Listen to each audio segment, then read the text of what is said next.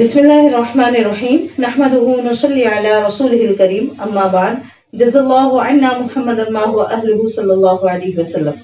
محترم ویورز، میں اپنے چینل ام عمر میں آپ سب کا خیر مقدم کرتی ہوں۔ امید ہے کہ آپ سب خیر خیریت سے ہوں گے۔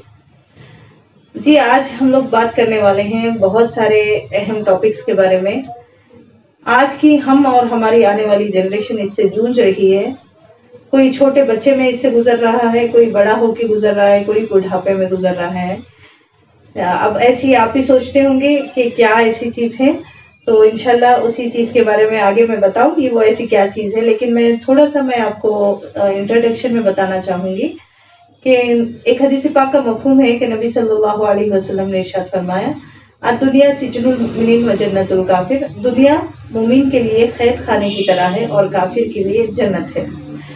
دیکھیے، دنیا کے کہیں بھی کسی کونے میں بھی جا کر دیکھیے، کہیں آپ کو ایسا قید خانہ دکھا ہے جہاں پر آپ جو چاہو کھا سکتے ہو، جہاں چاہے جا سکتے ہو، جو چاہو آپ حلال کے دائرے میں رہ کر پی سکتے ہو، جو چاہے آپ پہن سکتے ہو، ایسا قید خانہ آپ کو کہیں ملے گا؟ جی نہیں۔ لیکن اللہ تعالیٰ نے اس دنیا کو بنایا، اس دنیا کو بنانے کے بعد ہم لوگوں کے لیے قید خانہ اس لیے بتایا کیونکہ ہمارے لیے جو مسلمان ہے اس کے لیے کچھ ریسٹرکشنز رکھ دیے گئے ہیں۔ آپ جو چاہو کھاؤ لیکن حرام چھوڑ کے، آپ جون سے جانور کو چاہو کھاؤ لیکن ان جانوروں کو چھوڑ کے جس کو اللہ تعالیٰ نے حرام کیا ہے۔ آپ جو چاہو پہنو لیکن اس دائرے میں رہ کے جس کو اللہ تبارک و تعالیٰ نے حرام قرار دیا ہے۔ آپ دائرے میں رہ کے حلال طریقے سے اپنے جسم پر جتنا مہنگا چاہے کپڑا استعمال کر کے آرائش تیار کر سکتے ہو، لیکن دائرہ کیا ہونا چاہیے؟ اللہ تعالیٰ کا، کہ کیا پہننا جائز ہے، کتنا پہننا جائز ہے، کب پہننا جائز ہے، یہ ساری چیزیں ہیں۔ اب ساری مشروبات آپ پی سکتے ہو لیکن حرام چھوڑ کے، یہ ہے قید خانہ اللہ تبارک و تعالیٰ کا۔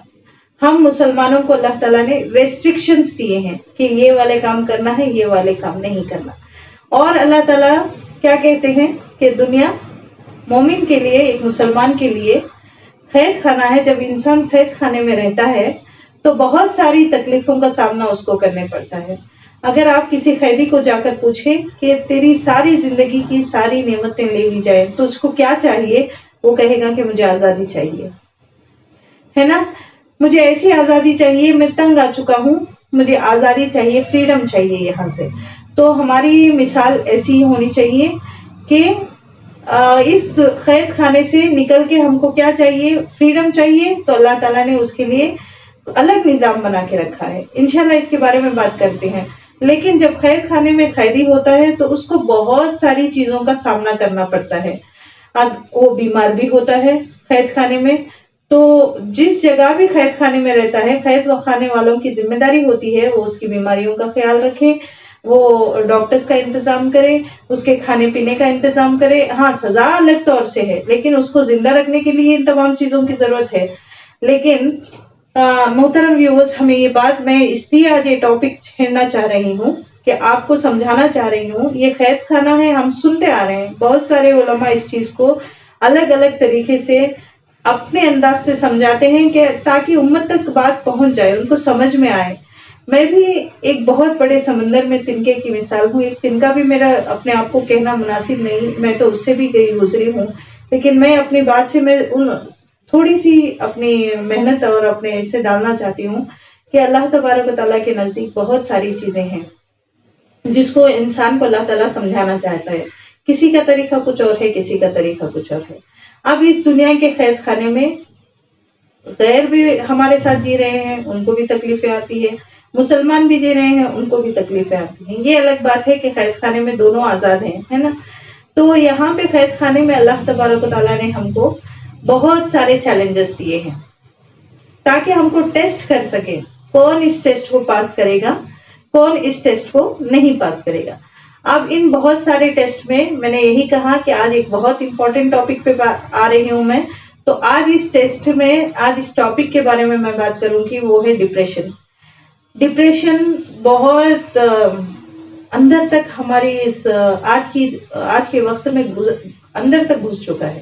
کوئی اس کے بارے میں بات کرنا زیادہ پسند نہیں کرتا کیونکہ ڈپریشن کو کوئی کچھ بڑی والی مصیبت سمجھتا ہی نہیں ہے۔ लोग समझते हैं कि क्या है डिप्रेशन, ऐसा अभी नया लफ्ज इजाद हुआ है। हमारे दौर में तो हमारे बड़े सुनते हैं तो कहते हैं हमारे दौर में तो ऐसा नहीं था, क्या भी नहीं है वैसा, कुछ भी नहीं है वैसा, है ना, बोलते हैं। और बच्चों को हम और अपनी जनरेशन को ढकेल रहे हैं और उस चीज की तरफ ढकेल रहे हैं। इस्लाम में इसका तस्वुर अल्लाह के नबी सल्लल्लाहु अलैहि वसल्लम ने पहले ही बता दिया था कि ये सब चीजें होंगी, तो उसके प्रिकॉशन के लिए बहुत सारी चीजें, जैसे कि पिछले वाली वीडियो में भी मैंने बताया, कोरोना आने से पहले और आने के बाद जब इंडिया में नहीं भी आया था तब तक भी डॉक्टर्स क्या करते आ रहे थे, वार्न करते आ रहे थे कि किसी को भी हो सकता है, आप गर्म पानी का गागल करिए, जिसको हो जिसको नहीं हो, अगर नहीं होने वाला करेगा तो वो पहला प्रिकॉशन ले रहा है कि वो ना हो उसको। तो मैं यही बात अपनी समझाना चाहूंगी कि इस्लाम इतनी प्यारी चीज है, इतना प्यारा मजहब है कि हमको आने वाली चुनौतियों से बचने के लिए प्रिकॉशन के तौर पर मेडिसिन देता है कि तुम इस मेडिसिन को लेके रहो, कुछ नहीं होगा। अगर मेडिसिन पहले से ही लेके अपनी हिफाजत कर लोगे तो अल्लाह की जिम्मेदारी है इस चीज से बचाना।